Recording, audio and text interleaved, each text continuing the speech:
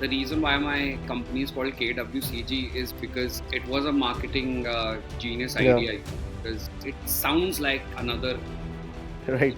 company, right? And if I, as a marketing strategist, am not able to convey what my company is about in the first 4 seconds, rahi baat Shark Tank ki, definitely it has given motivation and inspiration to a lot of individuals जो एक term entrepreneurship के बारे में नहीं जानते. Our current government who's in power for the second term has been in power because they have not put in effort now. They put in the effort way before that they got elected. Say 10-20 years ago they're into the Yeah. making. Hello and welcome to another episode of The Ironic Show. आज हमारे साथ जुड़ चुके हैं serial entrepreneur and investor Khalid Wani. Khalid is the founder of consulting firm KWCG. He has worked extensively with A-list political parties, politicians, celebrities, sportsperson to consult them on their marketing and digital journey. He has also been associated with IPL. इस podcast में हमने in depth बात की है entrepreneurship के बारे में, fund raising के बारे में, आईपीओज के बारे में. ये जो एंटरप्रेन्योरशिप की दुनिया का पूरा ग्लिट्स एंड ग्लैमर है, उसके पीछे की एक्चुअल स्टोरी क्या है, उसके बारे में हमने बात की. This is just an introductory episode. Khalid फिर से वापस आएंगे जहां पे हम आपके साथ टेक्निकली और भी चीजों के बारे में बात करेंगे, जैसे फंड रेजिंग के टेक्निकलिटीज क्या होती हैं, इन्वेस्टमेंट की टेक्निकलिटीज क्या होती हैं. He is giving to you Khalid Wani for the first time on the ironic show. Enjoy.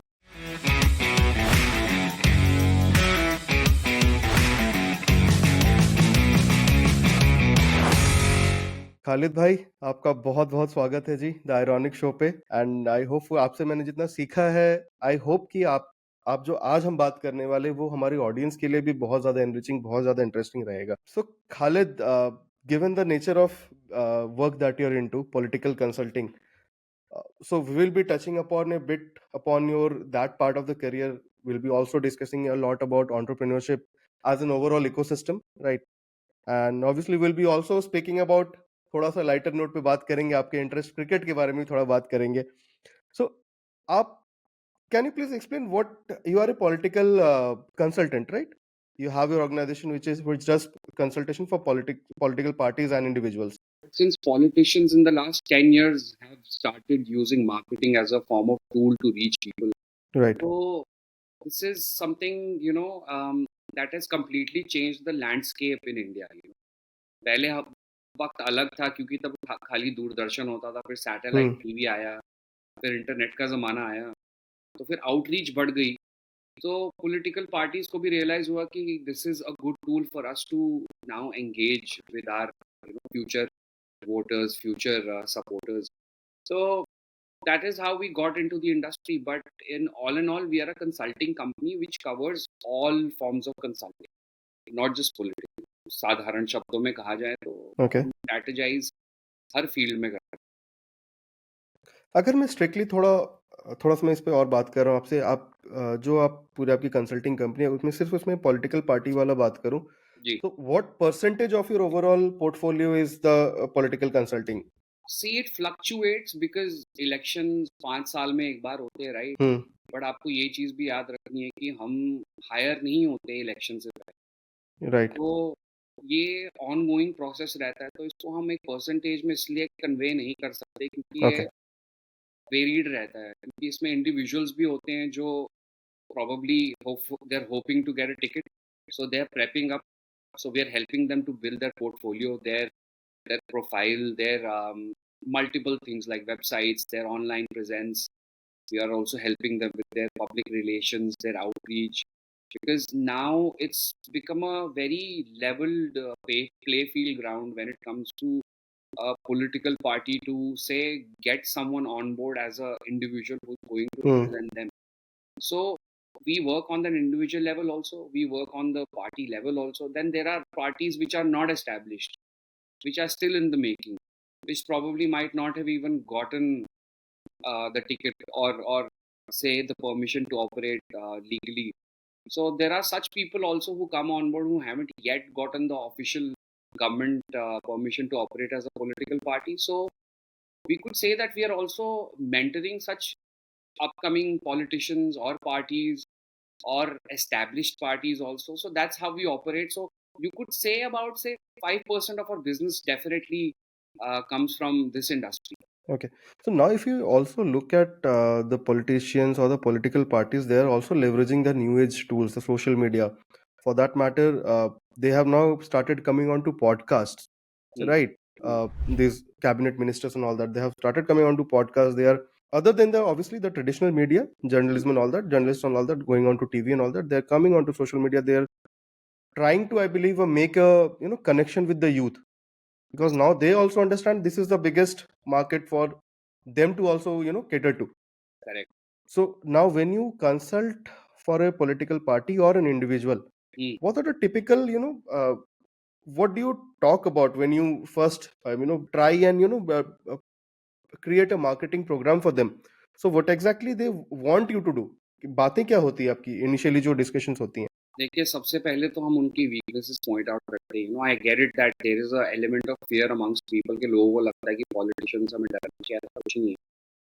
They themselves are running as an entity which Hmm. is backed by a lot of people, which includes someone like us who are from non civil servant background, which has also changed in the last few years because um, a lot of non-civil servants are being hired. So now coming back to the point, why do they want to hire us? Or I'll also come to the point where why they are involved now outreaching through podcasts also. So they don't reach out to us. We have actually reached out to them in the past. Right.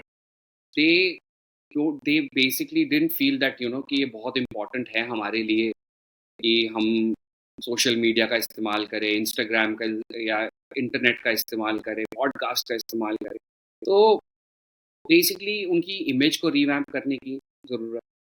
कई बार क्या होता है कि जो वो interpret करना चाहते हैं वो मिस इंटरप्रेट हो जाता है। Hmm. तो हमारा काम होता है उसको कैसे सिंप्लीफाई करके जनता को उस इंस्टेंट ग्रेटिफिकेशन के माध्यम के थ्रू कन्वे किया जाए, क्योंकि मैंने इंस्टेंट ग्रेटिफिकेशन का शब्द का इस्तेमाल इसलिए किया है क्योंकि आजकल जनता कंटिन्यूअसली सोशल मीडिया पे लगी रहती है, जिसका मतलब ये उनका अटेंशन स्पैन ना छोटा हो गया, लिटरली Right. 5 सेकंड हो गया। तो हमारा काम होता है कि कैसे उनकी स्टोरी को 5 सेकंड में कन्वे किया जाए। यहाँ कन्वे करने का काम है, कन्विंस करने का काम नहीं है, क्योंकि हम क्या करेंगे कि हम जो उनके, बिकॉज़ होता क्या है, वो हाई प्रोफ़ाइल डिफ़िकल्ट लैंग्वेज इस्तेमाल करने से जनता को समझ नहीं आता, और उनको आदत है आजकल ऐसे जल्दी स्क्रॉल करने की, which is Yeah. Why there is an infinity loop in Instagram और any social media, whether it's Twitter or anything that's coming onto the internet. So it's important for us to, first of all, try and tell that story in the first 5 seconds. And once their attention is grabbed, then when people want to scroll further, then they enter into the page. So some of the most important things that the reason behind targeting the audience through the internet or social media medium is because it saves a lot of time. It also helps to create that brand image. Now see, like I said, it's being used as a form of a brand identity. So it's always about, or take my example for that matter. You must have done your bit of research. अगर मेरे बारे में Right. Internet पे कुछ नहीं मिलेगा आपको, तो आपको मेरे बारे में बैकग्राउंड कैसे पता चले?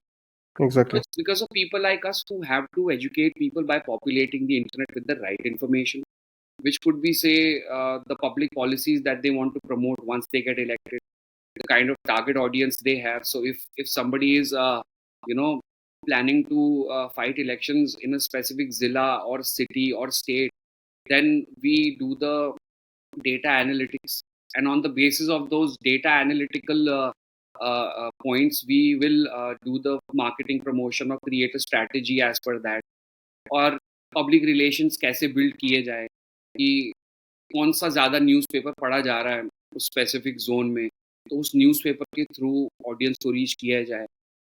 रेडियो के थ्रू इंटरव्यूज़ हो गए, या फिर जैसे अब आपने पॉडकास्ट का कहा, Right. अब क्योंकि लोग अब इतने सेल्फ सफिशिएंट हो गए हैं कि people are not only relying on news channels or TV channels, they're also relying on bloggers, they're also relying on influencers, and that is what a politician does.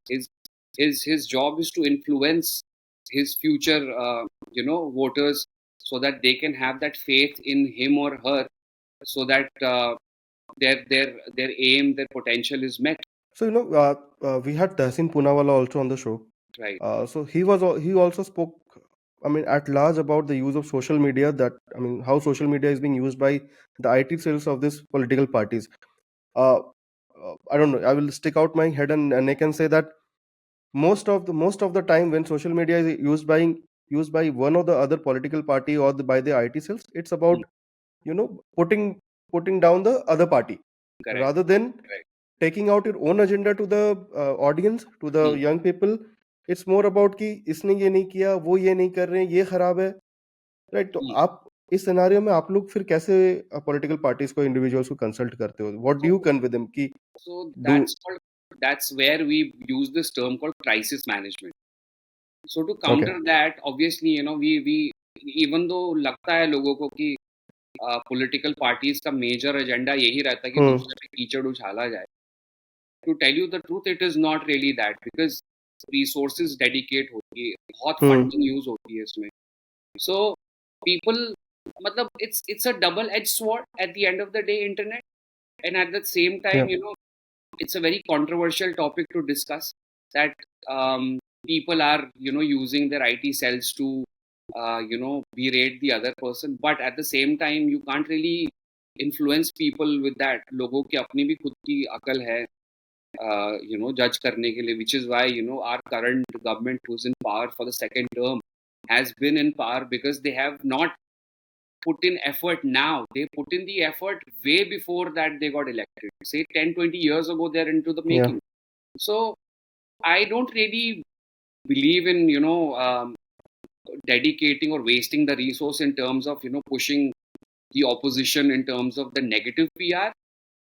I rather believe in putting across the agendas that the political party wants to push, which could be economical. So we don't really get into that strategy of negative PR for the opposition. Our main line of work is towards the economical promotion, towards the sustainability, towards helping them understand what could be the future public policy that you could come up with and promote. So for us, we don't really do the negative PR. But however, if the negative PR is being done by the opposition towards the party or an individual we are handling, then we use the crisis management. I mean, for us in our industry, we say that any PR is good PR. So Yeah. if they are really putting so much money, trust me, I mean, I should say thank you to them, because they're saving our time also at the end of the day, because the internet operates on keywords, right? Since they are pushing so much to push the opposition's name, it also helps us reach to the audience as easily, because we just get into the traffic, we just get into the motion, and push the agenda through that. And that's how we turn the negative PR into a positive PR by crisis management. अगर आप देखो Khalid, then again it comes कि अगर आप देखो अभी जो traditional media है, जो न्यूज़ चैनल्स है, there are some news channels जो एक पर्टिकुलर पॉलिटिकल पार्टी के एजेंडा को आगे बढ़ाएगी. There would be other channel जो कि अपोजिशन पार्टी के एजेंडा को आगे बढ़ाएगी. Now comes platforms like this, the podcast, the news and platforms, I would say, जहाँ पे मतलब I can speak, I think for majority of the young generation, Gen Zs, millennials, कि हम सब का शायद अभी भी ये जो हमारा जो जनरेशन है ना, आई थिंक हम अभी भी लेफ्टिस्ट या राइटिस्ट नहीं है. We are following a centrist approach. Correct. इसलिए we want to listen to the what is your agenda, आप क्या ला रहे हो टेबल पे हमारे लिए, right? And then we decide कि अच्छा ये मेरे लिए अच्छा है, रादर देन कि एक जो पहले के, अगर आप देख लोगे, आवर फोर फादर्स और इवन आवर फादर्स, उनका था कि ये पार्टी ही है तो दे आर द, चाहे वो कुछ भी कर ले, they are the right, they would be, कुछ भी करे वही सही है. बट अब वक्त बदल गया है कि Yes. लोगों की ओपिनियन वो नहीं है कि मेरे माँ बाप ने XYZ पार्टी को वोट किया तो मैं भी उन्हें ही वोट करूँ. तो उस लेवल का इन्फ्लुएंस खत्म हो चुका है.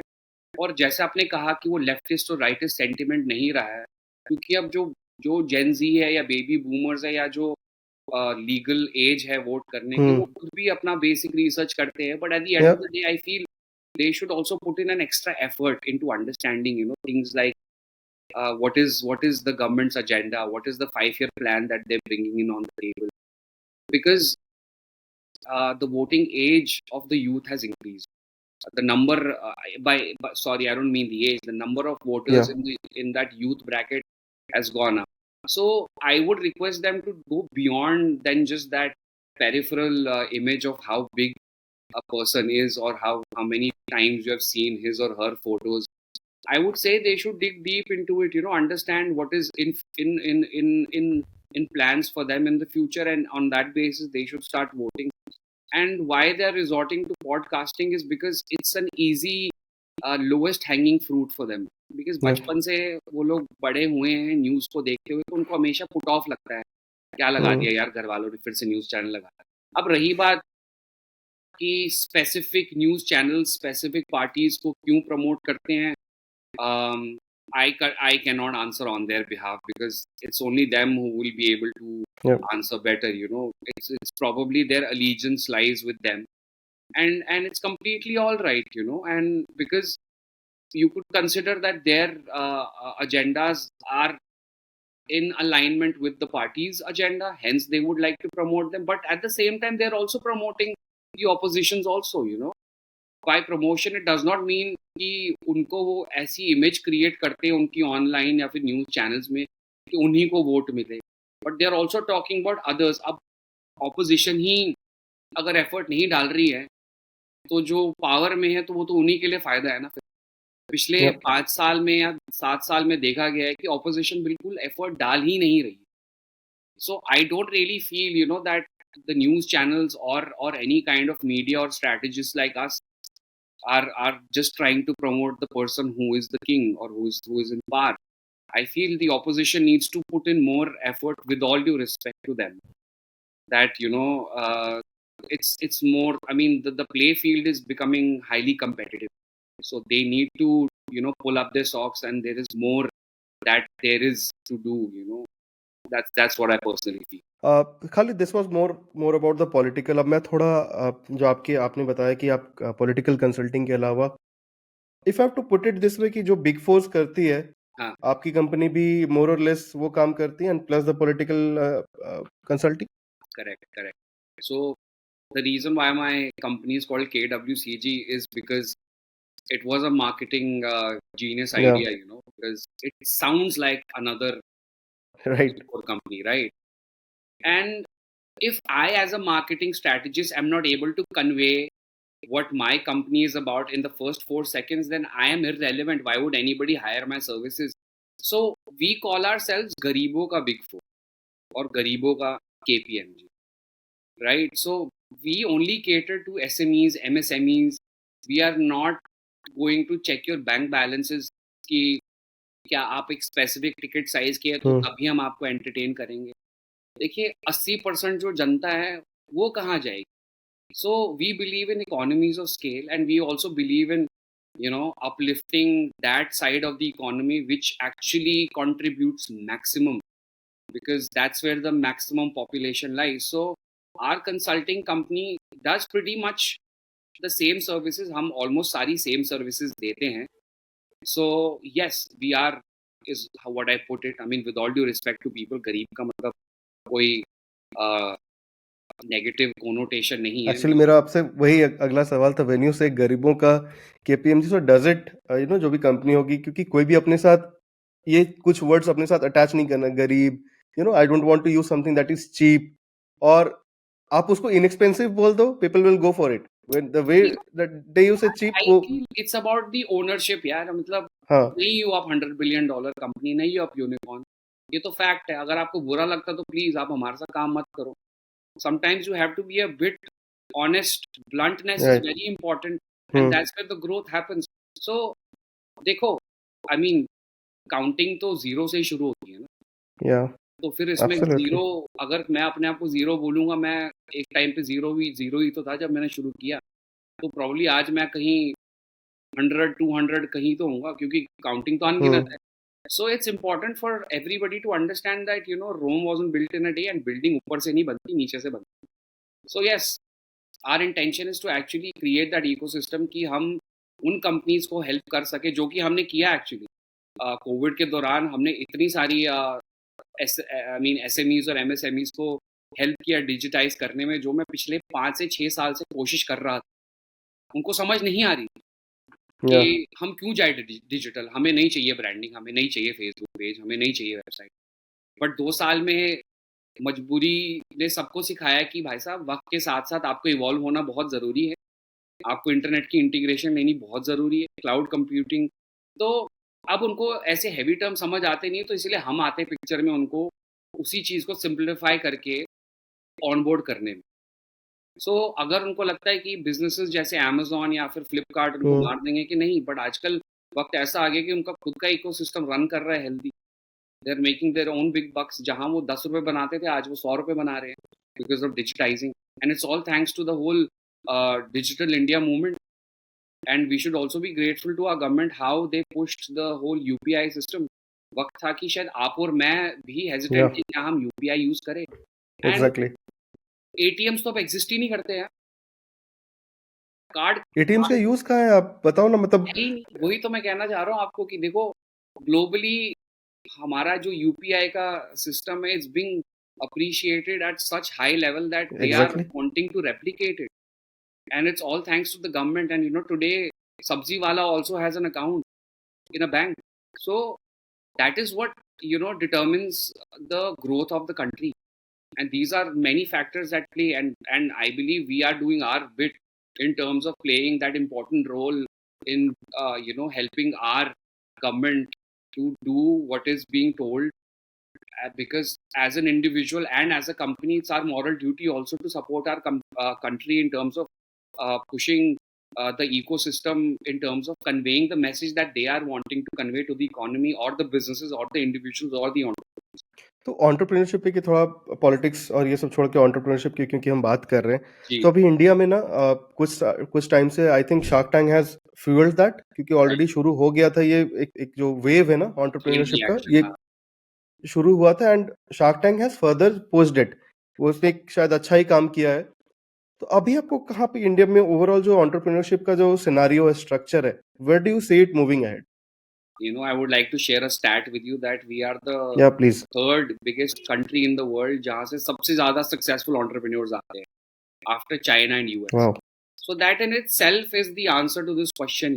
And रही बात शार्क टैंक की, definitely it has given motivation and inspiration to a lot of individuals जो एक term entrepreneurship के बारे में नहीं जानते, जो बेसिकली एक किराने की दुकान की तरह ऑपरेट करते थे। जैसे मैंने आपको कहा, एसएमईज और एमएसएमईज को हम क्यों ऑनबोर्ड करते हैं, हम क्यों उनको समझाते हैं कि आपको ज़रूरी है टैक्सेशन फाइल करना है, आपको ज़रूरी है लाइसेंसिंग लेना, आपको ज़रूरी है कंप्लायंट फ्रेंडली बनना। बिकॉज उनके दिमाग में एक मेंटालिटी थी यार कि नहीं, हमने टैक्स नहीं भरना कभी, हमें हमेशा अंडर द रेडार चलना है, हमें हमेशा कैश में पेमेंट्स लेनी है। बट उनको ये रियलाइज़ नहीं होता कि अगर आप वाइट में काम करना शुरू करेंगे, उसके बेसिस पे ही तो आपको बड़ा लोन भी मिलेगा, और उस लोन की वजह से आप कल को बिजनेस एक्सपैंड कर सकते हैं, क्योंकि किसी ने उनको एजुकेट नहीं किया। So I feel Shark Tank at the same time might have gotten a negative slack, but वो तो देखिए जनता का काम ही है हर किसी को नीचा दिखाना।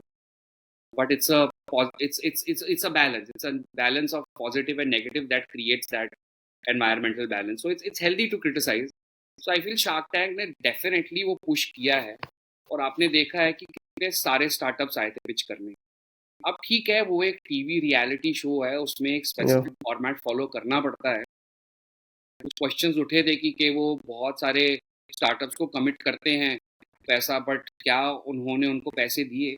But in right. रियलिटी जनता को ये जानना भी तो ज़रूरी है उंगली उठाने से पहले कि कोई क्यों अपना पैसा देगा आसानी से किसी को यार, प्लेट पे उठा के ऐसे। ड्यू डिलिजेंस होती है, फाइनेंशियल हेल्थ चेक होता है उनका, फाउंडर्स का बैकग्राउंड चेक किया जाता है, क्या क्या उनका कोई क्रिमिनल बैकग्राउंड तो नहीं है, उन्होंने राइट। कोई ऐसा एक्ट तो नहीं किया जिससे हमारा पैसा रिस्क पे जा सकता है। सो you won't believe the success rate of investment with Shark Tank has been about 41%. So it's obviously healthy since it's now या in the third season. So I feel Shark Tank has definitely done a brilliant job. और shark tank के साथ साथ बहुत सारे और shows भी आ रहे हैं जो हाँ। सेम मॉडल पे चल रहे हैं, और कॉलेजेस भी कर रहे हैं, उनका खुद का मॉडल आ गया है जहाँ मैं खुद एज एन इंडिविजुअल जाता हूँ इन्वेस्टर के तौर पे मेरे को इनवाइट किया जाता है, सारे IITs IIMs कर रहे हैं, स्टेट लेवल पे कॉलेजेस अपने खुद मॉक इन्वेस्टमेंट राउंड्स कंडक्ट करते हैं। So it has definitely created but technically देखा जाए एंटरप्रेन्योरशिप तो हमेशा एग्जिस्ट करती थी। हमारा देश एग्जैक्टली ही एंटरप्रेन्योरशिप पे बड़ा है। वेदर जो ठेले वाला है, जो समोसे बेच रहा है, वो भी तो एंटरप्रेन्योर ही है। सब्जी वाला भी आई तो थिंक एंटरप्रेन्योर है। खालिद माइंडसेट में काफी चेंज आई, सॉरी मैं आपको इंटरप्ट कर रहा हूँ। Please I please. Think mindset में बहुत चेंज आई है, क्योंकि अगर आप पहले देखोगे ना, कोई अगर किसी नुक्कड़ में किसी की दुकान थी या फिर कोई ठेले में कुछ बेचता था, कुछ भी करता था, हम और मैं और आप ही शायद, हम लोग उसको उस टाइम शायद नीचे देखते थे, अरे यार क्या कर रहा है, हम तो सर्विस वाले, हम तो व्हाइट कॉलर जॉब करते हैं और ये करते हैं। Now the sudden there is a mindset change. I think Covid के बाद ये बहुत ज्यादा चेंज हुआ है, बिल्कुल। when people have started going back to their roots, hmm, and now अब वो मल्टीपल जब एक होती है ना इनकम स्ट्रीम बनाना चाहते हैं, नाउ दे आर सेइंग यार मैं हर दिन 9 घंटे 10 घंटे इन प्राइवेट में, तो आपको भी पता है कि कभी कभी टाइमिंग का कोई वही नहीं रहता है, जी। मैं ये करके सपोज एक कोई स्टार्ट कर रहा है 5-7 साल जिसका एक्सपीरियंस हो, वो 30-35 हजार 40 हजार रुपए कमा रहा है। Right. Now that same fellow जो समोसे की दुकान है या फिर कुछ और भी है, जी। वो हो सकता है दिन का उतना बना ले रहा होगा। आप मानेंगे नहीं, जितना ठेले वाला कमाता है ना, उतना हम एज अ सर्विसमैन नहीं कमाते। Exactly my point. राइट। और उसके पास तो इतनी knowledge, know how, education, skill set, experience हाँ है नहीं। वो हुआ क्या कि सडनली लोगों को वो दिखा ना, वो साइड रेवेन्यू का, तो इज्जत बढ़ गई। तो मैं तो सबको यही कहता हूँ कि यार आपके घर में जो सब्जी आती है वो कहीं किसी एक्सपेंसिव फार्म से थोड़ी आती है। वो भी तो एक रिस्पेक्टेबल फार्मर है जो जोतता है पूरे साल, ताकि आपके घर तक एक रेडी के थ्रू सब्जी आए। वो अलग बात है कि बाद में आप उसे फैंसी कटलरी और प्लेट में डाल के खाते हो, प्रॉबली बड़ा अच्छे तरीके से उसको प्लेटिंग करके खाते हो, तो शायद आपको अच्छा लगता है। तो जब आपको तब शर्म नहीं आई सब्जी खरीदते हो, आपको क्यों उस काम को करने में शर्म आनी चाहिए। मैं पिछले साल ऑल इंडिया रेडियो पे मेरे को एक क्वेश्चन आया था, जब मैं यही सिमिलर चीज़ डिस्कस कर रहा था। एक बंदे का फ़ोन आया कि सर मैं समझ नहीं आ रहा मैं क्या करूं, मेरे पास पैसे नहीं है, मैं अपना बिजनेस शुरू करना चाहता हूं। तो मैंने उससे कहा कि आप ये बताइए सबसे पहले आप मुझे कौन से फ़ोन से फ़ोन कर। कहता सर मैं आईफोन से फ़ोन कर रहा हूँ। मैं कहा कितने का था। कहता सर 1,20,000 रुपये। तो मैंने कहा यार एक बात बताओ, अगर आप 1,20,000 रुपये अरेंज कर सकते हो तो इसका मतलब आपके पास पैसे की कमी नहीं है। आप एक एक्सक्यूज़ बनाने वाले इंसान हैं, और इसीलिए एंटरप्रेन्योरशिप आपके लिए नहीं है। But at the same time लोगों को ये चीज़ दिमाग में रखना बहुत ज़रूरी है कि हमारी सोसाइटी एक लेबर इंटेंसिव सोसाइटी है और इकोनॉमी है, जिसने पिछले 75 साल में मेहनत करी है, जिस वजह से हम जहाँ पहुँचे हैं आज पहुँचे हैं। तो कोई काम करने में शर्म नहीं आनी चाहिए, झिझक नहीं आनी चाहिए। अगर आपको ये दोनों चीज़ें आती है तो आप प्लीज़ काम मत कीजिए, आप जॉब ही कीजिए। Entrepreneurship is right. Not for you. Entrepreneurship में क्या होता है, आप मल्टी हैटिंग होते हो, आप मार्केटिंग भी संभाल रहे हैं, आप सेल्स भी संभाल रहे हैं, कभी कभार आप खुद पियोन का काम भी कर रहे हैं, सेक्रेटेरियल काम भी कर रहे हैं। तो एंटरप्रेन्योरशिप एक मल्टीपल स्किल सेट टैलेंट है। So that's what my answer is to this question, and to the society. And at the same time लोगों को ये भी ध्यान रखना है कि एंटरप्रेन्योरशिप सबके लिए नहीं है। एंड आपको ये भी ध्यान रखना है कि सर्विस में भी लोग बहुत पैसे कमाते हैं यार। एग्जैक्टली। इतने लोग हैं जिनकी सैलरीज 1 करोड़ से 15 करोड़ है साल की, हाँ जितना एंटरप्रेन्योर भी नहीं कमाता। तो प्लीज आप ना अभी, क्योंकि इस वक्त एंटरप्रेन्योरशिप को ना बहुत वैनिटी के तौर पे प्रमोट किया जा रहा है, तो प्लीज़ आप उसको एक ट्रैप की तरह मत फंसिए उसमें। आप पहले अपने आप को एनालाइज कीजिए, क्या आप उस चीज़ के लिए बने हैं, क्या आपके अंदर वो मसल मेमोरी है, क्या आप में वो क्षमता है स्ट्रगल हैंडल करने की। क्या आप बिना पैसे के रात गुजार सकते हैं, क्या आप बिना खाए रात को सो सकते हैं ताकि आप अगले दिन उसी एनर्जी से वापस जाएं काम पे।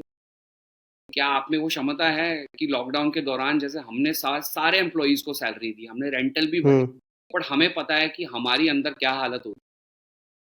क्या आप में वो स्ट्रेस हैंडल करने की एबिलिटी है। तो ये कुछ बेसिक कॉमन ग्राउंड रूल्स हैं एंटरप्रेन्योर्स के, कि जो आपको ध्यान में रखने हैं। कईयों की स्ट्रेस हैंडलिंग एबिलिटी जीरो होती है, वो गिव अप कर जाते हैं। अब आपने जैसे कहा कि जो लोग जॉब कर रहे हैं क्या वो एंटरप्रेन्योरशिप साथ साथ कर सकते हैं? हम्म। देखिए लॉकडाउन के दौरान बहुत सारी गैस मून लाइटिंग या हुई। अब हम अपने ऑडियंसेस को कहना चाहेंगे कि मून लाइटिंग क्या होती है? मून लाइटिंग का मतलब ये है कि आप ऑलरेडी एक जगह जॉब कर रहे हैं और साथ हम्म। साथ आपने एक और जॉब पकड़ ली, बट आपको eight the same time ethical होना बहुत ज़रूरी है। और अगर आप एग्जिस्टिंग कंपनी के साथ एथिकल नहीं हो रहे, इसका मतलब आप तो एक दिन अपने साथ भी अनएथिकल होंगे ना। तो आपको एथिक्स रखना बहुत ज़रूरी है ज़िंदगी में। तो अगर आप एंटरप्रेन्योर बनना चाहते हैं, आप एटलीस्ट 5-6 साल जॉब कीजिए, पैसा जमा कीजिए, ताकि जब आप जॉब छोड़े और आप एक एंटरप्रेन्योर बने, आपके पास कम से कम इतना पैसा हो कि आप 1 साल सर्वाइव कर सकते हो। या अगर आपके पास फैमिली है, आपको उसका ध्यान रखना है। अगर आप इंडिविजुअल हो तो आप रिस्क ले सकते हैं, बट क्योंकि आपको पीछे फैमिली का ध्यान भी रखना है, पेट पालना है, बहुत सारी नेसेसिटीज़ है। समहाउ मेरे हिसाब से एंटरप्रेन्योरशिप ना एक लग्ज़री बन गई है और लोग आई थिंक 10 to 12% से 10 to 15% of the entrepreneurs in our country are con people. They are conning a lot of people. करना ही क्या है, मार्केट चले गए, ₹1000 में कार्ड छप जाते हैं, अपने आप कंपनी का नाम बना लिया, गोडैडी से वेबसाइट खरीद ली, वेबसाइट विक्स पे बना ली, बेवकूफ़ बना रहे हैं लोगों को कॉन्फ्रेंसेस में जाके कि I am an entrepreneur, but in reality वो कुछ कर ही नहीं रहे होते। इससे क्या होता है, एक नेगेटिव इम्पैक्ट पड़ता है आसपास की जनता पे, यार हम भी यही कर लेते हैं, कुछ नहीं हम्म। कर रहे तो। But it's important for you as an individual to understand कि आपकी स्किल क्या है पहले। क्या आप मार्केटिंग में अच्छे हैं? क्या आप ऑपरेशंस में अच्छे हैं? क्या आप फार्मिंग में अच्छे हैं? फार्मिंग में क्या शर्म है यार, अब आप देखो ना कितनी हाइड्रोपोनिक फार्मिंग या हो रही है। Suddenly a lot of IITs and IIM pass outs and dropouts are now taking up farming as a full time profession. Mushroom is the biggest exported vegetable right now, which is bringing in so much of foreign currency to India, which is increasing the GDP. So जैसे आपने कहा कि ठेले वाले को देख के ही इंसान को लगता है कि चल यार अब हम भी ठेले वाले बन जाते हैं, अब शर्म नहीं आती, बट पहले लोगों को शर्म आती थी। तो ऐसी एग्जैक्टली माय बहुत पॉइंट। सारी चीजें हाँ। हैं जो शायद आपके सामने आपको दिख रहा है, बट वी हम एज जो इंसान है ना, हमें प्रोग्राम किया गया है कि सबसे मुश्किल चीज पहले करो। बट कभी कभार आपका सवाल का जवाब ना बहुत आसान है, आपको एक्सेप्ट नहीं होता, क्योंकि आपकी बचपन से प्रोग्रामिंग ऐसे करी गई है कि यार ये तो बहुत आसान है, तो इसका मतलब इसमें कुछ होना नहीं। वो आपके लिए आसान इसलिए क्योंकि आपको तजुर्बा है उसमें, राइट? अगर आप एग्जैक्टली। किसी इंडस्ट्री का एग्जांपल लेते हैं, अगर मैं जो काम मुझे किसी और इंसान को शायद 10 घंटे लगे करने में, मैं वो 10 मिनट में कर सकता हूँ क्योंकि मेरे पास 20 साल का तजुर्बा है उसमें। तो please eight the same time आपको ये भी ध्यान रखना ज़रूरी है कि आप अपने ऊपर टफ ना हो। It's important for you to give yourself that appreciation and pat on the back कि जनाब हम इस काम को इतना जल्दी इसलिए इसलिए कर सकते हैं क्योंकि हम वो बहुत सालों से करते आ रहे हैं। और एक और चीज़ मैंने देखा है कि लोग जल्दी इंडस्ट्री छोड़ देते हैं। वो बड़ी जल्दी एक काम शुरू करके दूसरे काम में चलते हैं। वो दूसरे को देख के अपने रंग बदलते हैं और तभी उस वजह से सक्सेस रेट एंटरप्रेन्योरशिप में नहीं आती, क्योंकि वो कंसिस्टेंट नहीं रहते। वो उस बिज़नेस को 10 साल तक चलाने को राज़ी नहीं है, क्योंकि उनको लगता है कि जैसे बड़े-बड़े कंपनीज़ ने पैसे रेज़ कर लिए तो हम भी रेज़ कर लेंगे। बट उनको ये रियलाइज़ नहीं होता कि इसके पीछे बहुत सारे फैक्टर्स हैं।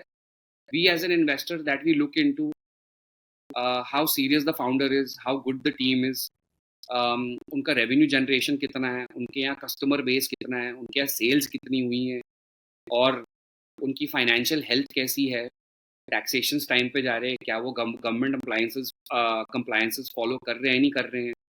हम किसी में भी ऐसी चलती फिरती कंपनी में इन्वेस्ट नहीं करते हैं या एंटरप्रेन्योर में। So this is very important for people are listening today to keep in mind. तो खालिद, आपने जो ये इतना कुछ बोला ना, इसमें मेरे पास एक्चुअली आपने मेरे लिए कुछ क्वेश्चंस खुद से ही तैयार कर दिए हैं। एक-एक करके मैं आपसे पूछता हूँ ऑब्वियसली।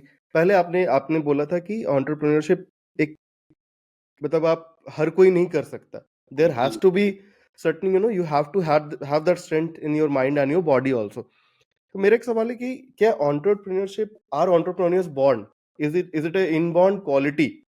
जैसे लीडरशिप कई लोगों में होती है, कई लोगों में नहीं होती है ना। सबसे बड़े example Mahendra Singh Dhoni, coming from A small town, ruling Indian cricket, being the captain of the team जहाँ पे सचिन खेल रहे हैं, गांगुली खेल रहे हैं, द्रविड़ खेल रहे हैं, युवराज खेल रहे हैं, right? So is it an inborn quality? Is entrepreneurship an inborn quality? और अगर नहीं है तो how do you groom that quality? Is it continuous determination, grit, hard work that you put in, the sacrifices that you make to reach to that level? मेरे हिसाब से entrepreneurship एक कोई गॉड गिफ्ट नहीं है, ये आपकी सर्कमस्टेंसेस और सिचुएशन आपको बनाती है और बिगाड़ती है। आपने श्री महेंद्र सिंह धोनी जी का एग्जांपल लिया, कहा जाए तो अगर वो मेट्रो सिटी में होते तो उनको बेटर एक्सपोजर होता, Yeah, बट वो एक इतनी छोटी जगह से और इतने सक्सेसफुल है आज कि आने वाली जनता सब क्रिकेटर बनना चाहती है। तो साधारण शब्दों में यही है कि ये सिचुएशन पे डिपेंड नहीं करता, आप कहाँ से आते हो ये उस पर डिपेंड नहीं करता, ना ही ये कोई इनबॉर्न टैलेंट होता है। ये एक ऐसी चीज़ है जो आपको होन करनी है वक्त के साथ साथ। आप देखिए ना, हमारे माँ बाप भी अब चलाने लग गए कंप्यूटर फोन्स, जबकि उनके लिए टेक्नोलॉजी कितनी मुश्किल थी हैंडल करना, बट उनके अंदर वो डिटर्मिनेशन है, उन्होंने हमें पाला पोसा है। उनको जानना था मेरा बेटा पीछे क्या कर रहा है। वो तो चलिए, So on a lighter note, but on a serious note, entrepreneurship is for anyone and everyone, but yeah, at the same time it's important to remember यार कि the grass is not greener on the other side. exactly. अगर मैं आज successful हूँ, trust me, मेरे पीछे बहुत सारे स्कार्स हैं, मेरे पीछे बहुत सारी फेलियर स्टोरीज है। फेलियर ज़्यादा है, सक्सेस इधर है। सो इट्स इम्पोर्टेंट, क्या आपने उतनी क्षमता है हैंडल करने की कि बॉस आज नुकसान हो गया तो आपने हिम्मत हार ली। अगर आप हिम्मत हारने वालों में से नहीं हो और आप रोज़ उठ के वो काम करते रहोगे, आप सक्सेसफुल बिल्कुल होंगे। I mean, Ambani's is a big example. He used to fill petrol at the petrol pump, and today Yeah. he is one of the biggest importers of oil and gas, and even manufacturers. So it's important for you to understand कि आप अपने मन को चंचल ना बनाएं। आपको ये समझना बहुत ज़रूरी है कि दिल बहुत चंचल है, मन बहुत चंचल है। वो एक भंवरे की तरह कभी इस फूल से कभी उस फूल पे जाता है। बट एंटरप्रेन्योर का काम है एक ही फूल पे रहना और उसी फूल पे Yeah. काम करके उसमें से हनी निकालना और जाके उधर आपके जो छत्ते में है आप हनी जमा की। तो ये एक लाइफ टाइम प्रोसेस है। और देखिए, सबकी लाइफ में एक्सपेक्टेशंस अलग होती है ज़्यादा, बट आजकल क्या है, सब एंटरप्रेन्योर्स की, मैं भी शायद एक दिन लैम्बोर्गिनी खरीद लूंगा, मैं भी एक बड़े Mm-hmm. में रहूंगा, मैं भी बिजनेस क्लास ट्रैवल करूंगा। यार कहीं एंटरप्रेन्योर्स है वो अभी भी इतने हम्बल हैं, वो अभी भी इतने ग्राउंडेड है, they still don't believe in that materialism, you know. So it's important for them to understand that, you know, being an entrepreneur comes with a lot of capacity to handle stress. It's important for you to have that continuity कि क्या आप हर रोज उठ के अपने आप को motivate कर सकते हैं, पुश कर सकते Yep. हैं। फेलियर रोज आएगी, ये याद रखना आप। इस फील्ड में फेलियर सबसे ज्यादा है, बट जितना ज्यादा फेलियर है उतना ज्यादा सक्सेस रेट है, क्योंकि फेलियर एक लर्निंग है। Failure is the gateway to success, जो बहुत सारे लोगों को समझ नहीं आता है। तो फिलॉसफी लगती है ये, बट फिलॉसफी है नहीं। फिलॉसफी होती क्या है? This is the truth actually. This is the ये truth. आपको जो जिंदगी सिखा रही है वही फिलॉसफी होती है, वही आपकी जर्नी की कहानी है। बट आपकी जो लाइफ की फिल्म है, आप हमेशा अपने आप को हीरो नहीं बना सकते। तो आप अपनी दुनिया में अपने ही दिमाग में अगर आपने कहानी बना ली कि मैं तो सक्सेसफुल हूँ, तो फिर आप घर पे ही बैठे रहो ना, आप तो सक्सेसफुल ही हो। But as an entrepreneur it's your moral duty कि आप इकोनॉमी में क्या कंट्रीब्यूट कर रहे हैं, आप अपने सोसाइटी में अपने आसपास क्या इम्पैक्ट ला रहे हैं। क्या आप वो लीडर है जो बाकियों को भी लीडर बना रहे हैं साथ साथ, या आप वो डिक्टेटर हो जो बस हुक्म चला रहे हैं।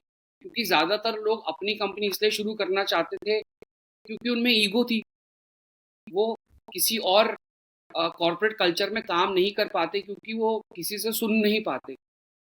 सबसे बड़ी प्रॉब्लम है सेल्फ रिस्पेक्ट और ईगो के बीच में confusion. Your ego is not your self respect and your self respect is not your ego. And एक एंटरप्रेन्योर में तो ईगो होती ही नहीं है। सो these are some of the very basic ground rules for you as an entrepreneur, and you have to be smart enough to also understand कि भाई मुझे marketing आती ही नहीं है, तो मैं क्यों ना किसी एग्जिस्टिंग एक्सपर्ट को हायर कर लूं, और जैक ऑफ ऑल ट्रेड बनना सबसे बड़ी गलत बात। आपको ये रियलाइज करना बहुत जरूरी है कि आप जैक ऑफ ऑल ट्रेड नहीं बन सकते। ठीक है, इनिशियल पहले साल 2 साल आपको सारा काम हम्म। करना पड़ता है, बट जब आपकी रिसोर्सेज, जब आपका रेवेन्यू बढ़ना शुरू हो जाता है, it's important for you to start hiring people who could be older than you, who could या be way experienced than you, could be younger than you also. तो वही एक ट्रू एंटरप्रेन्योर होता है जो एक परफेक्ट टीम को साथ लाता है, और वो एक इकोसिस्टम क्रिएट करता है जिससे जो कलेक्टिव इम्पैक्ट आता है वो एक रिजल्ट पॉजिटिव होता है। आई थिंक ये एक आपने पॉइंट बोला ना कि मेरे पीछे कितने स्कार है, लोग वो देखते नहीं है।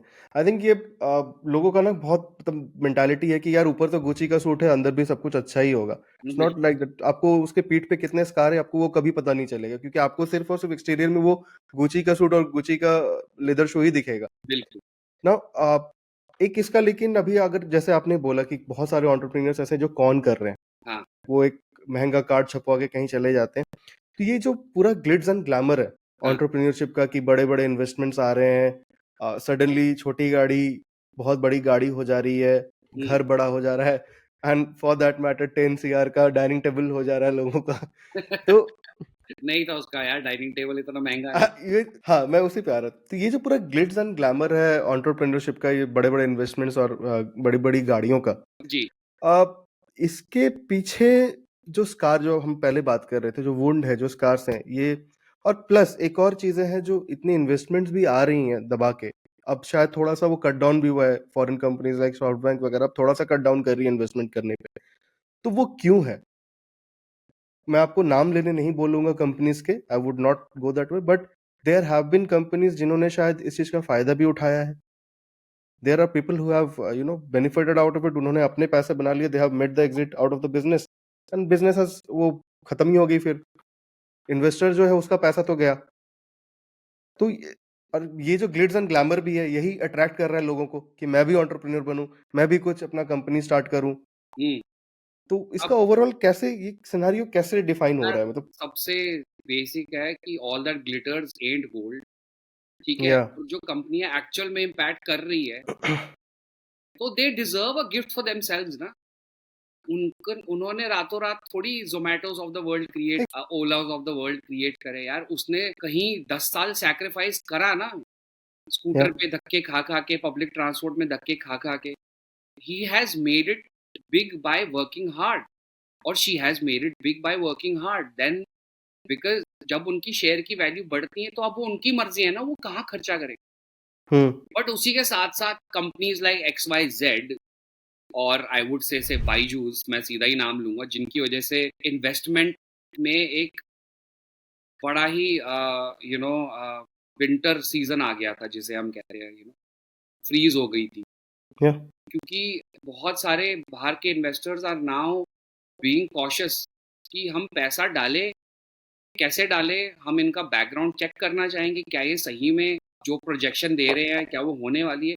मैं खैर बाईजूस को भी ब्लेम नहीं करूंगा, क्योंकि उनका मॉडल सक्सेसफुल लॉकडाउन के दौरान इसलिए हुआ था क्योंकि kids didn't have a choice but to study online. But उनसे गलती यही हुई कि उसी के दौरान उनको साथ साथ ये भी देखना था कि offline brick and motor model वापस आएगा, पैंडेमिक जिंदगी भर नहीं चलेगा।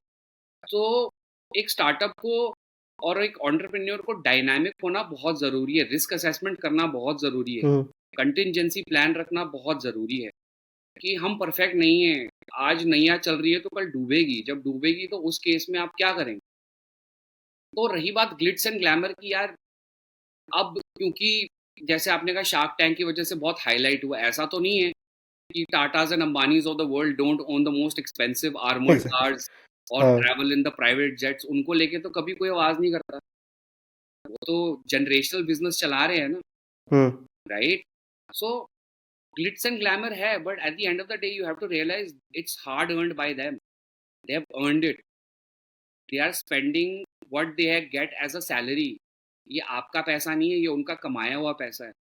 बट अब आते हैं उन पे जो फेक अपने आप को प्रोजेक्ट करते हैं सक्सेसफुल, कि हम ने we have made it big by raising money. कई लोग की किस्मत है कि वो फंड रेज कर लेते हैं, बट उनमें वो क्वालिटीज़ नहीं होती, जैसे मैंने अभी पीछे हाइलाइट किया कि you have to hire the right talent, you have to know the skills of acquisition, of acquiring an existing company that probably can enhance your company's portfolio, और how you should also understand कि आपको अपने आप को 5 lakh salary नहीं देनी है पहले दिन से यार।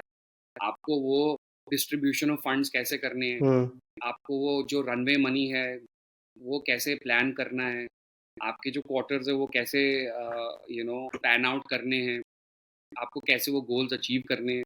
सो ग्लिट्स एंड ग्लैमर तो देखो हर इंडस्ट्री में, ठीक है। अब बस इस इंडस्ट्री में ज़्यादा हो गया है क्योंकि ये एक बॉलीवुड की तरह बन गया है।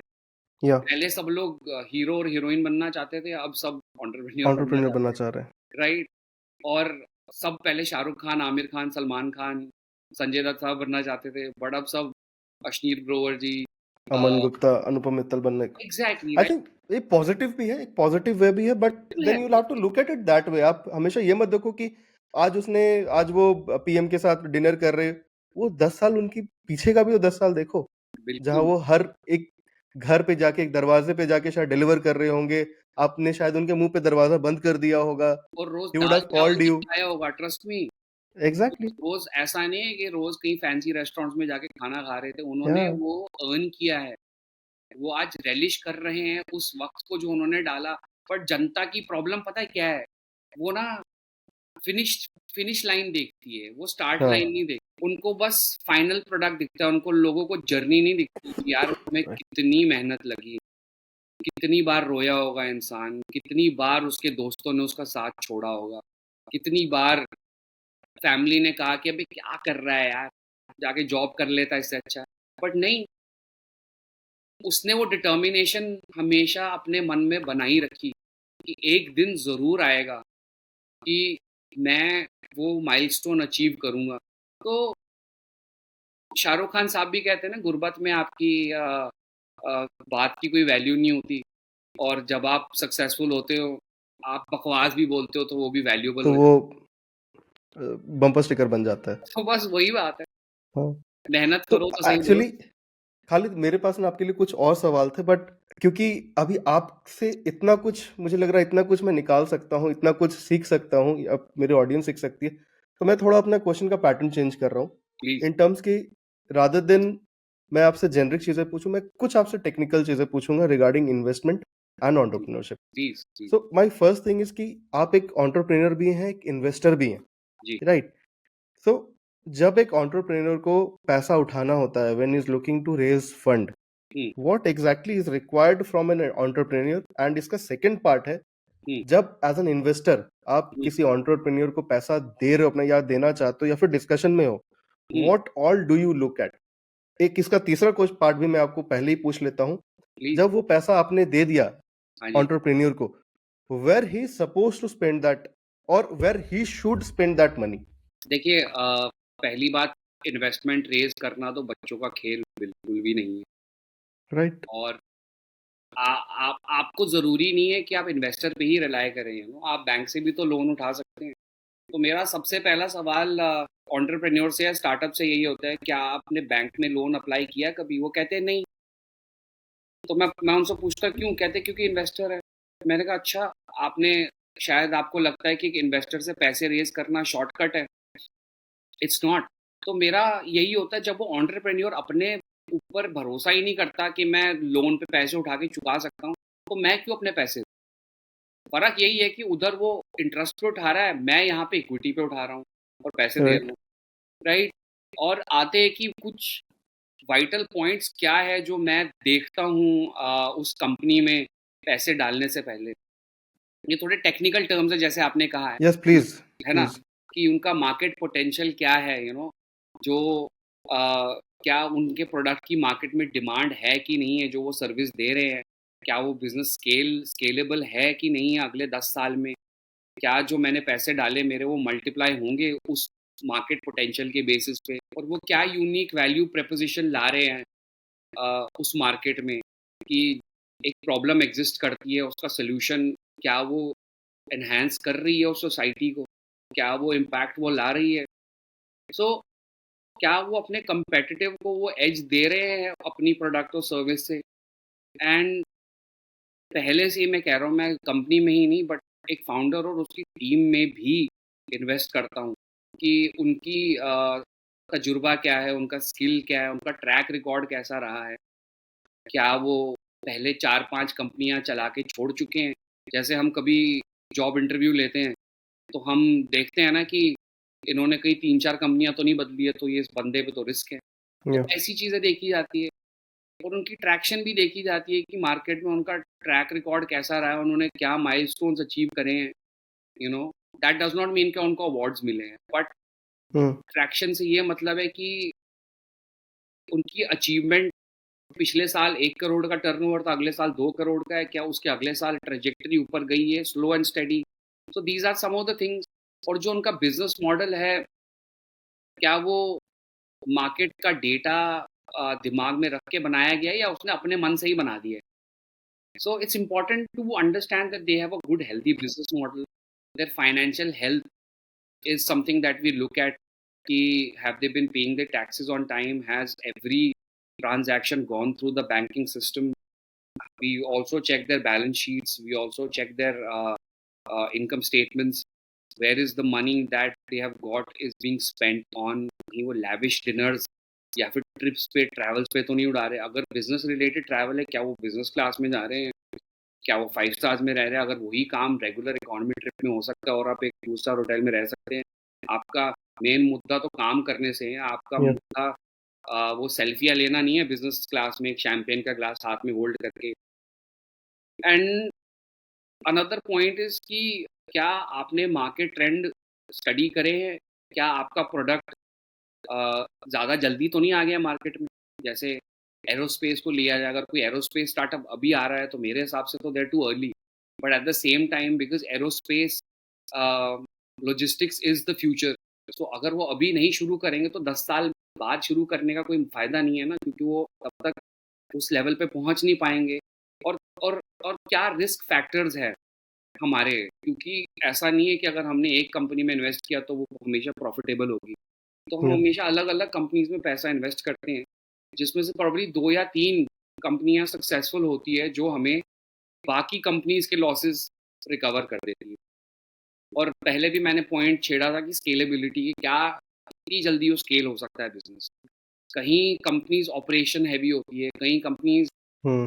ऑपरेशन लाइट होती है। तो ऑपरेशन लाइट कंपनीज़ की स्केलेबिलिटी ज़्यादा तेज़ होती है। तभी आप देखोगे कि टेक्नोलॉजी बेस्ड कंपनीज़ में ज़्यादा इन्वेस्टमेंट जा रही थी पिछले 5-6 साल में। बट अब सेंटिमेंट बदल रहा है। Now operation heavy, working capital heavy companies are also getting good amount of investments. और the most important part is कि हमारी एग्ज़िट हमें कब मिल सकती है। ये Exactly. ज़रूरी नहीं है कि मैं सीरीज़ बी या फिर एक्स, वाई, ज़ेड तक वेट करता रहूँ। मेरा मकसद शायद सीरीज़ बी पे ही मेरी एग्ज़िट है। क्योंकि it's important for an investor also to know that he does not have to be too greedy. So yeah, it's important to know that, when I sell my shares, when the next round happens, how much money will I make? It's a predictive permutation and combination. It might be आगे पीछे 19-20 का फर्क, but that's also important. And whether the company is adaptable in terms of taking up new technologies, innovations that are happening.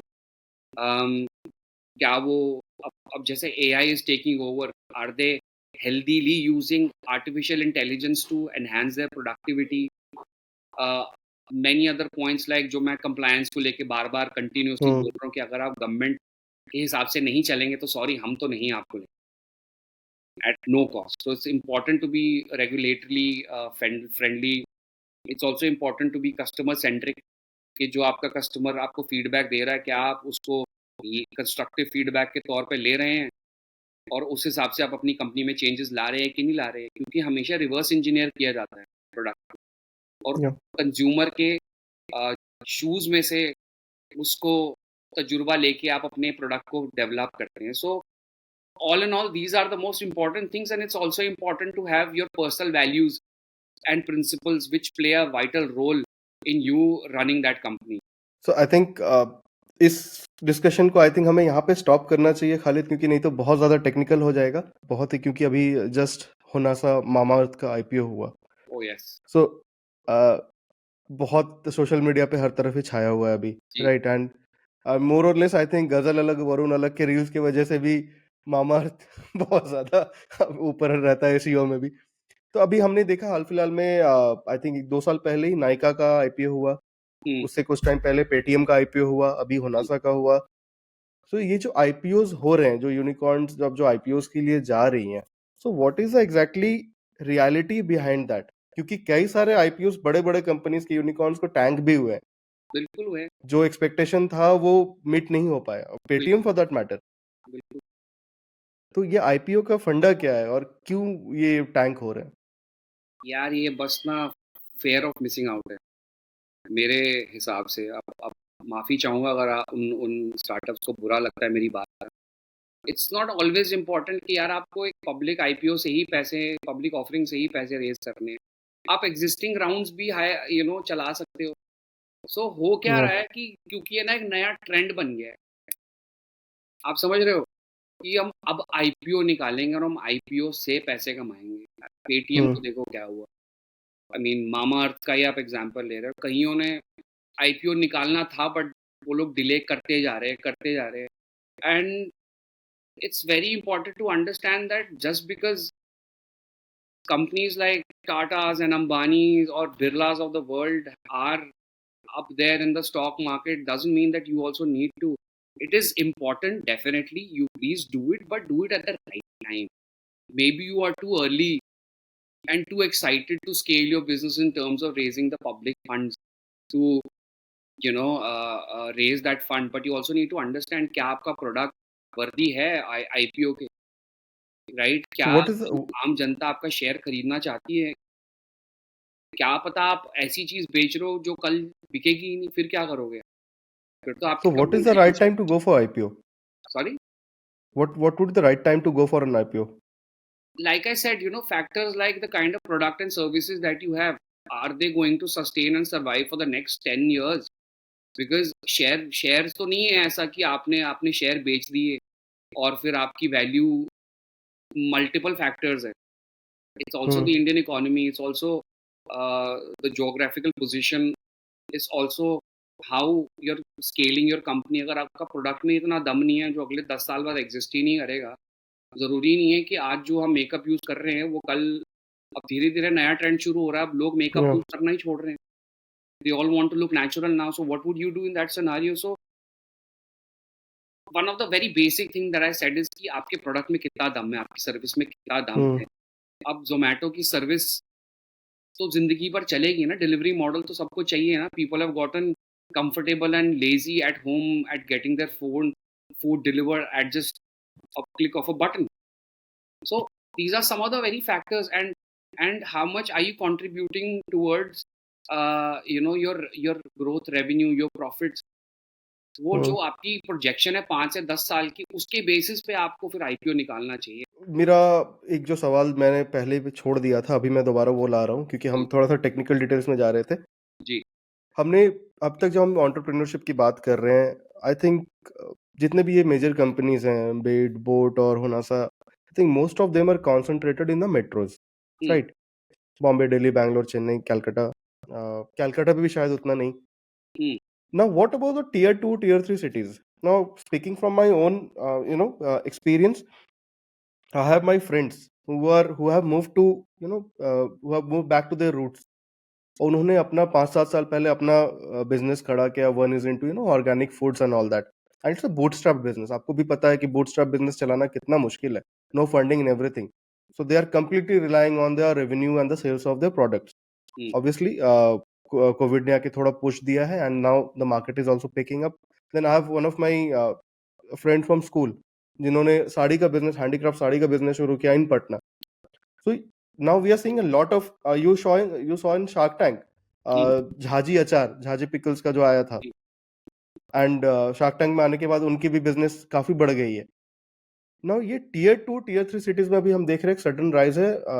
Sudden तो नहीं बोलूंगा, पहले से था, अब शायद जो भी हम पहले भी डिस्कशन कर रहे थे कि माइंडसेट और उसका। तो हाउ डू यू सी कि स्टार्टअप इकोसिस्टम ये टियर 1 और टियर 2 टियर 3 में कैसे ग्रो करेगा? So my answer is कि बिजनेस हमेशा टियर 2, 3 और 4 सिटीज में ही रहता है। ये ना एक बड़ा मिसकंसेप्शन है कि मेट्रो सिटीज बिजनेसेस को डोमिनेट करती है। अगर आप बड़े एफएमसीजी प्रोडक्ट्स को भी देखोगे, वो सबसे पहले दिल्ली में नहीं आते, वो सबसे पहले टियर 2 और 3 सिटीज में आते हैं। कितनी बार होता है आप ट्रैवल करना और आप नोटिस करोगे रेलवे स्टेशन पे नया ब्रांड आया है कोई, फ्रीटोले का या फिर ब्रिटानिया बिस्किट का, जो दिल्ली में नहीं मिल रहा है। और ये मैं पिछले 5 से 10 साल से लोगों को कह रहा हूँ, अगर आपको बिजनेस शुरू करना ही है ना, परचेजिंग पावर ज़्यादा टियर 2, 3 और 4 सिटीज़ में है, क्योंकि वहाँ पे इनकम स्ट्रैटा अलग है compare to metro cities. Metro cities में सर्विस इंडस्ट्री हैवी है compare to business industries. The reason why metro cities are looked as an example, that's because corporate offices are there, so you cannot determine your sales or your scaling up from metro cities, because metro cities just play a role for your business establishment, whereas the rest of the economy is run from different parts of the country na. So it's important कि आप please ये मत सोचो कि अगर आप दिल्ली से हो या कलकत्ते से हो या बैंगलोर से हो तो आपको बिजनेस वहाँ शुरू करना है। आप हमेशा पहले एक तो मार्केट एनालिसिस कीजिए कि उस अलग सिटी में उसकी इकोनॉमी क्या है, और ज़्यादातर एडॉप्शन छोटी जगहों में ही होता है। मैं आपको करेक्ट करना चाहूँगा, आपको गलत फहमी है कि ज़्यादातर बोट के प्रोडक्ट्स शायद मेट्रो में बिकते हैं, नहीं, ज़्यादातर टियर 2, 3 और 4 सिटीज़ में बिकते हैं। नहीं, मैं कह रहा था Aman Gupta comes from a metro city, मैं बोट के प्रोडक्ट की बात नहीं कर रहा था। नहीं, metro cities, I am not from metro city technically, नहीं, मैं तो कश्मीर में पैदा हुआ था। इट्स जस्ट दैट कि प्रोबेबली मेरा एक्सपोजर यहाँ है, बट मैंने देखा है कि डिटर्मिनेशन ज्यादातर टियर 2 और 3 सिटीज में है लोगों में। और आप जैसे आप कह रहे हो, अब लोग अपना धंधा छोड़ के एक्चुअल में अलग बिजनेसेस डाल रहे हैं, वहाँ की लोकल इकोनॉमी को प्रमोट कर रहे हैं, वहाँ के लोकल प्रोडक्ट्स को प्रमोट कर रहे हैं, जो कि सस्टेनेबिलिटी की तरफ एक बहुत अच्छा मूव है। And that is my answer to everybody else also कि जो कुछ करना चाहते हैं, क्योंकि यहाँ ना सैचुरेशन आ गई है मेट्रो सिटीज में, मेजर सैचुरेशन।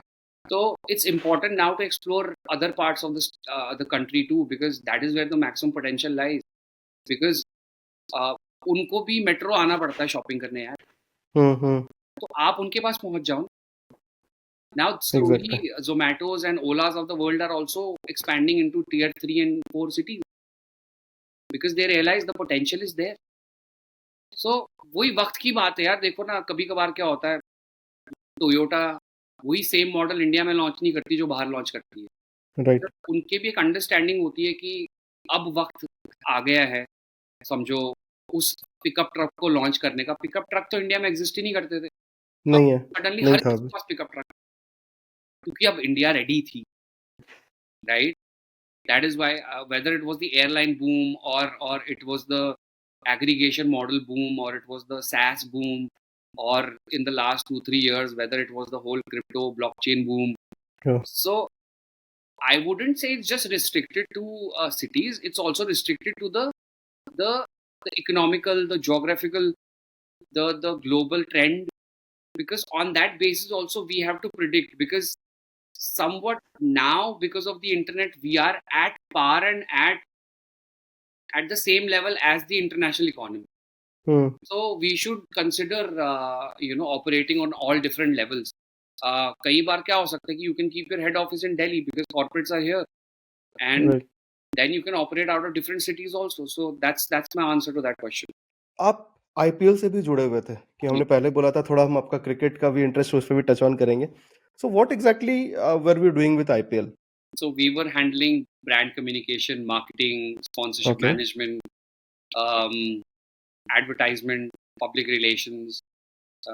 तो जो ये पूरा ग्लैमर है IPL के आसपास, you can say we played our own respective role in whatever percentage in enhancing that. So that is what. So do you still do that, or this was something that you took on? In 2019, we don't do that anymore because it's a very competitive market, and the margins aren't too high.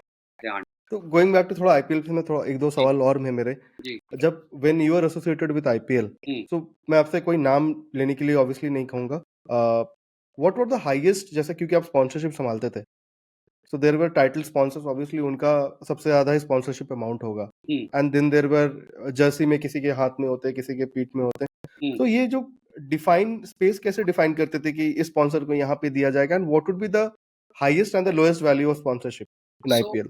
जैसे आपने already highlight किया कि अब अगर मैं right hand batsman हूँ तो यहाँ पे जो हाँ। डेडिकेटेड ब्रांडिंग होती है वो टाइटल स्पॉन्सर्स की हो गई, आईपीएल की हो गई, या मेरे फ्रंट जर्सी पे डिपेंडिंग ऑन द साइज उसका अमाउंट बड़ा हो जाता है, कम हो जाता है. सो these are some of the important points to remember. And the highest sponsorship bid that had come was for Royal Challengers Bangalore by Qatar Airways, which was 9.15 US million dollars on the Wow. shirt sponsorship. So it's important to understand, कि ये हर साल जो है value बदलती है, और पीछे क्योंकि भागते हुए ही दिखेगा बंदा, तो तब कैमरा पे फोकस आएगा. अब तो इतना है कि पैंट्स पे भी आने लग गई है स्पॉन्सरशिप्स. ऐसा तो कोई कोना है नहीं जो छोड़ा गया है. सो आप समझिए एक रियल एस्टेट है शो. जितनी बड़ी जगह है या जितना आप मेन रोड के पास में है उतनी ज्यादा वैल्यू है आपकी प्रॉपर्टी की, जितना आप इंडोर्स में अंदर जाके उतनी कम वैल्यू है. So that is what the sponsorship model will depend on, कि विजिबिलिटी कितनी है. स्पॉन्सरशिप का मतलब क्या है? वो ब्रांड अपने आप को मार्केट करना चाहता है, and it is the highest watched sport in the world right now, and it's a religion in our country. A sport that was a rich man's game is Exactly. is a poor man's game in our country, and we have actually mastered the game that we are the best cricket team in the world today. Great Khalid, I think हम काफ़ी ज़्यादा चीज़ों के बारे में हमने बात की, जी एंड एज जैसे मैंने बीच में ही मैनिफेस्ट किया, आई थिंक हम आपको दोबारा आयरॉनिक शो पे लाएंगे जहाँ पे हम टेक्निकली बात करेंगे इन्वेस्टमेंट के बारे में, फंड रेजिंग के बारे में. ये थोड़ा सा इंट्रोडक्टरी एपिसोड था on entrepreneurship, on fund raising, on investment. Will go deeper into that when we connect again. Thank you so much thank you Khalid. so much I for having जैसे me. मैंने पहले भी पॉडकास्ट शुरू होते ही बोला था कि जब जब मैंने आपसे पहले भी बात की, मुझे आपसे बहुत कुछ सीखने को मिला, एक I'm glad. पॉजिटिविटी आती है, and during the length of the podcast मुझे काफी चीजें खुद भी जानने को मिली. I think audience will also love it. देखिए ना, हमारा पॉडकास्ट 1 घंटा चलना था, ऑलमोस्ट 2 घंटे हो गए, right? So that in itself is a healthy indication of the discussion that was going on, was going in the right direction. Thank you so much Khalid. I hope you too had a wonderful time. Oh, I had an amazing time. मुझे तो पता ही नहीं लगा कि 2 घंटे कैसे निकले. Thank you so much, and we look forward to again having you on the show. Thank you so much for having me, and I hope all the listeners who are tuned in, who are listening to this podcast, definitely took back some good learning. And if there is any room of improvement for it, please let me know, because life is a Yeah, continuous process, and I am still learning, and I'm always happy to enhance my knowledge. we all are actually. I mean, the whole podcast depends on the comments and the feedback of the audience. Hmm. That is when you get to know कि कैसे guest चाहिए audience को, because आप नहीं तो अपने हिसाब से हमेशा लाओगे तो the audience won't connect. Correct. उनको जो चाहिए you have to bring that, Correct. And what kind of discussions they want. Very, very well. Thank you again Khalid, Thank and you so we much. Look forward to having you I again look forward very to soon. the show again.